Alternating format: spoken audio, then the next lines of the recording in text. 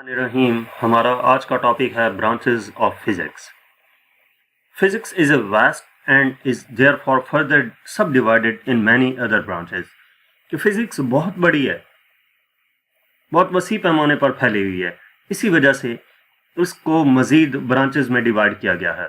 और आपको मैं ये बात भी बताता चलूँ कि यहाँ पर जो आपको जस्ट नाम दिए गए हैं ब्रांचेस के, एमएससी लेवल पर हर एक ब्रांच पे एक कंप्लीट बुक आपको पढ़ने को मिलेगी। यानी कि फिजिक्स इतनी ज़्यादा वसी है कि इसकी जो ब्रांचेस हैं उनके ऊपर भी कंप्लीट बुक्स बनी हुई हैं, और एक एक नहीं, दो दो तीन तीन, इसको भी मज़ीद डिवाइड किया गया है। जैसे मैकेनिक्स 1 एंड मैकेनिक्स 2 आप पढ़ेंगे एमएससी लेवल पर जाकर। तो ये जो ब्रांचेस हैं इनमें डिवाइड इसलिए किया गया कि फिजिक्स काफ़ी ज़्यादा वसी है।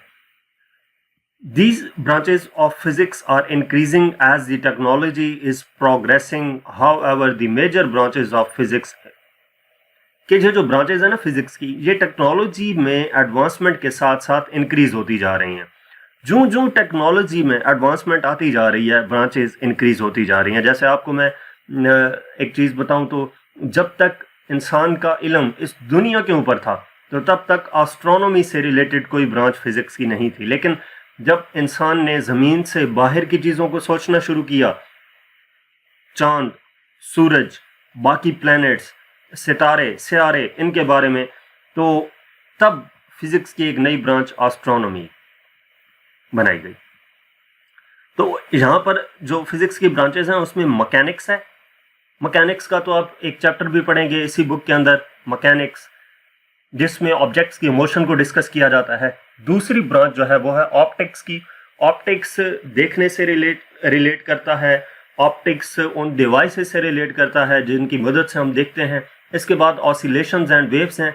ऑसिलेशंस यानी कि ऑब्जेक्ट जो है वो टू एंड फ्रो मोशन करे, वाइब्रेशन प्रोड्यूस हो।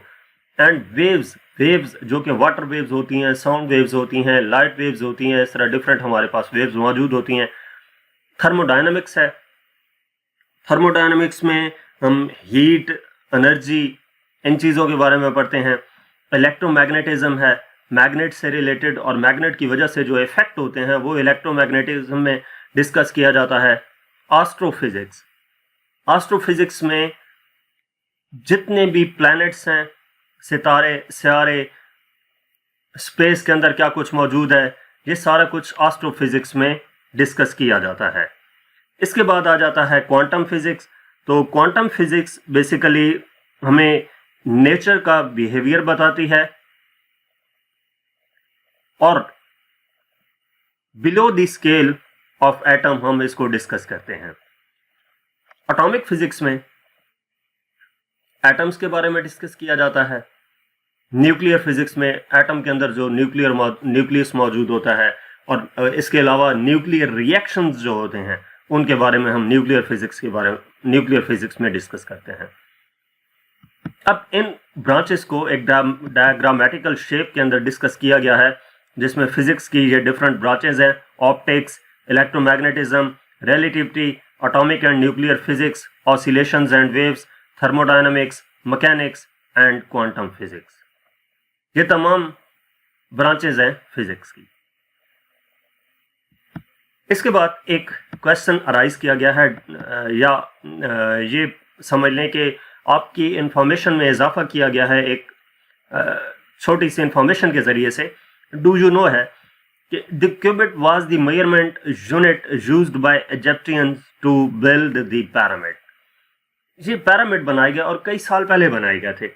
उस वक्त कोई मेजरिंग टेप नहीं थी, कोई स्केल नहीं था जिसकी मदद से इनकी लेंथ, विड्थ, हाइट वगैरह मेजर की जाती। तो इनको कैसे बनाया गया होगा? तो इनको बनाने के लिए जो स्केल यूज किया गया था ना, वो क्यूबिट था। ठीक है, पिरामिड्स को बनाने के लिए जो स्केल यूज किया गया उसका नाम क्यूबिट था। Cubit is the measure from your elbow to the tip of your middle finger. Cubit क्या है? आपकी एल्बो से लेकर मिडल फिंगर की टिप तक की जो डिस्टेंस है। जब आप अपनी आर्म को एक्सटेंड करते हैं, आर्म को एक्सटेंड करें, तो आपकी एल्बो से लेकर मिडल फिंगर तक का जो डिस्टेंस है उसको क्यूबिट का नाम दिया जाता है। ये मैंने डू यू नो वाले क्वेश्चंस जो हैं ये इंडिविजुअली एक एक करके इसी चैनल के ऊपर अपलोड भी किए हुए हैं। मज़ीद डिटेल वहाँ पे आपको इनसे रिलेटेड मिल जाएगी। तो ये जस्ट एक छोटी सी इंफॉर्मेशन थी कि ये पिरामिड्स बनाते वक्त कौन सा यूनिट इस्तेमाल किया गया था। Physics has strong connection with mathematics. To understand the nature of physics, we use mathematics as a tool. Physics का मैथ्स के साथ एक काफ़ी स्ट्रॉन्ग कनेक्शन है। अब यहाँ पे ये डिस्कस क्यों किया जा रहा है, वो इस वजह से कि फिजिक्स के अंदर आपके न्यूमेरिकल्स इन्वॉल्व होंगे जिनमें मैथमेटिक्स यूज़ की जाती है। इसके अलावा भी फिजिक्स मैथमेटिक्स के साथ काफ़ी इन्वॉल्व है। लाइक अगर आप ट्रायंगल की बात करें तो ट्रायंगुलर शेप फिजिक्स के अंदर आती हैं, जहाँ पे हम उनको सॉल्व करते हैं।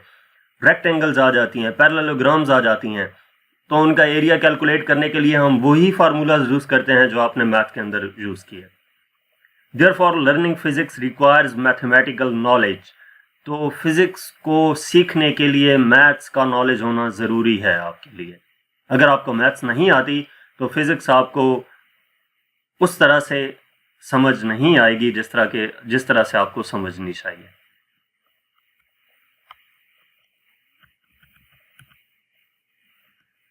तो यहाँ तक हमारा आज का टॉपिक था।